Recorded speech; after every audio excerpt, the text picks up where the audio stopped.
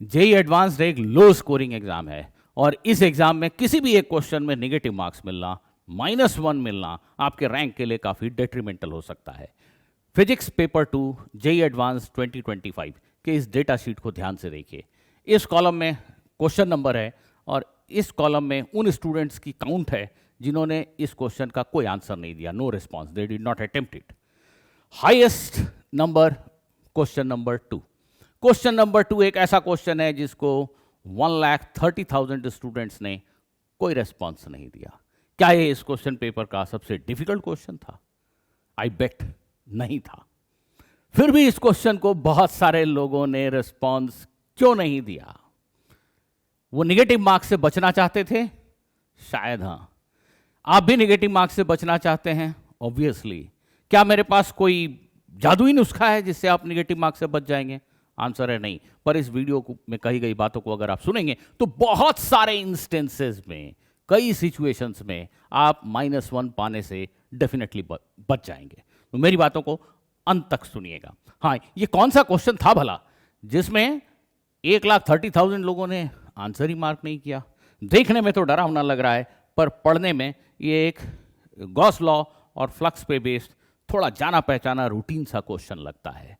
फिर भी इस क्वेश्चन का रेस्पॉन्स बहुत कम लोगों ने मार्क किया। जानते हैं क्यों? क्योंकि ये रेस्पॉन्स ट्रैप नहीं है।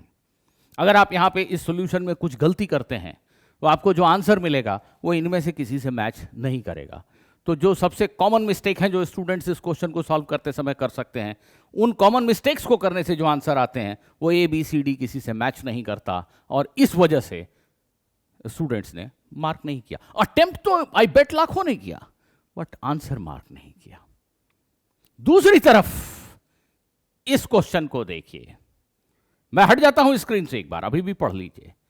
इस क्वेश्चन को पढ़ते ही एग्जाम हॉल के अंदर बैठे ऑलमोस्ट सारे स्टूडेंट के मुंह से निकला, अरे इतना सिंपल, ये तो फॉर्मूला है भाई, ये तो डायरेक्ट फॉर्मूला है, आंसर पता है Q/2M होता है, अल्फा मस्ट बी 1,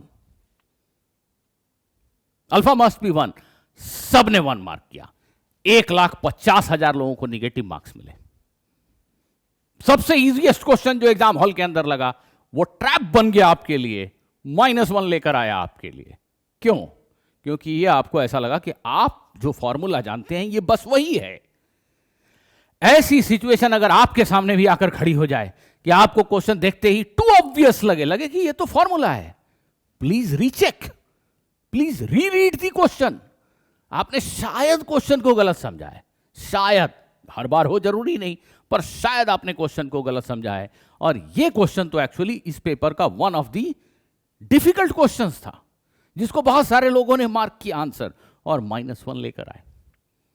ऐसे ट्रैप से बचिए। पढ़ते ही एकदम ऑब्वियस लग रहा है, it reads like what is your name, be careful, read it again, be mindful, if required read it again, confirm that the question is asking the same thing that you have understood.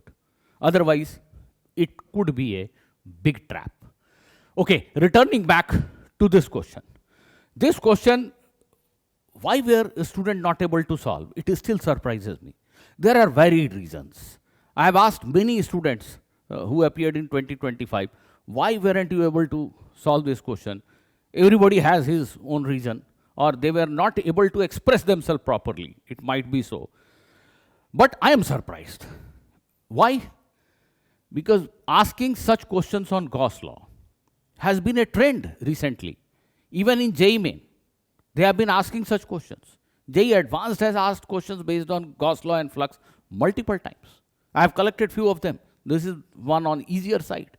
This is another question on flux. This is an imagination, obviously.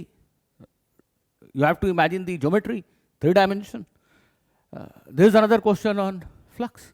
And the question that comes closest to the present one is this question, 2015. Who has not done this question?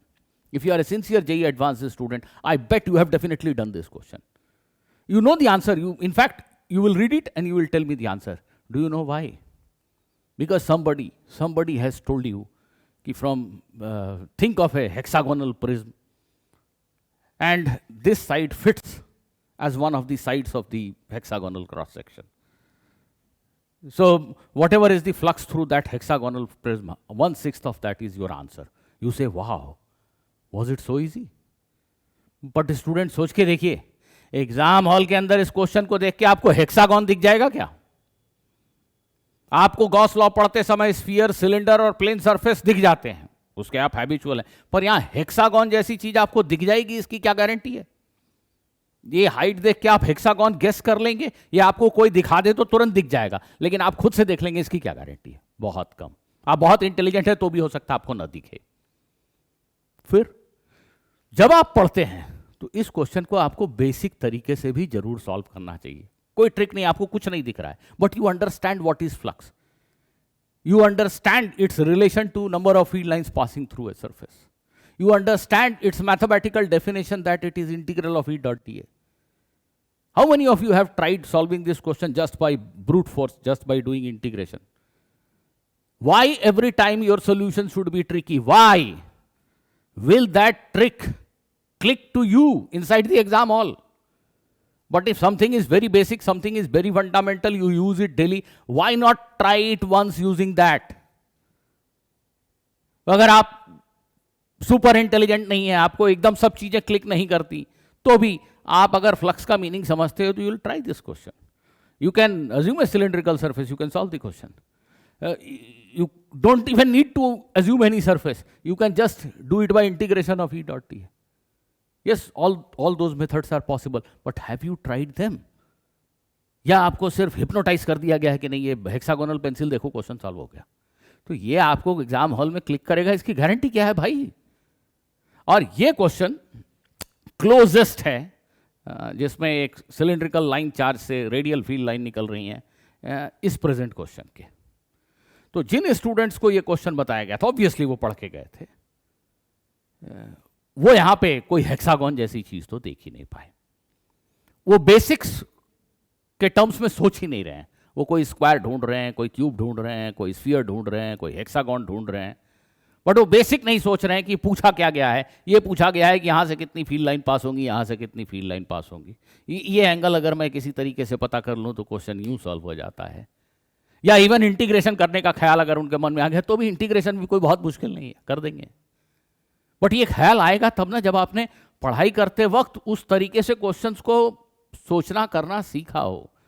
आपको तो trick पसंद आता है, तो वो trick exam hall के अंदर आपके लिए काम आएगा. क्या आएगा? अगर सेम ट्रिक पे फिर से क्वेश्चन आ गया, जिसकी संभावना बहुत ही कम है.